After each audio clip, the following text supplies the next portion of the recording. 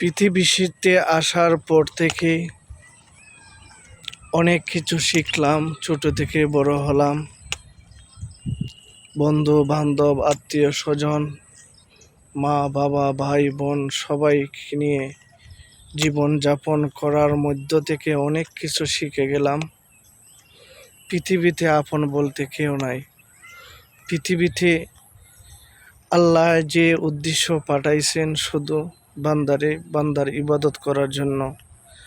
আর এই ইবাদতের মাধ্যমে যখন আল্লাহর সন্তুষ্ট অর্জন করে একটা মানুষ পরকালে যেতে পারবে, তখনই তার সুখ হবে। এছাড়া দুনিয়ার মধ্যে সুখ শান্তি বলতে কিছুই নাই। একমাত্র আল্লাহ এবং আল্লাহর রাসূলের পথে চলে জীবনটাকে গড়তে পারলেই তোমার জীবন ধন্য হবে।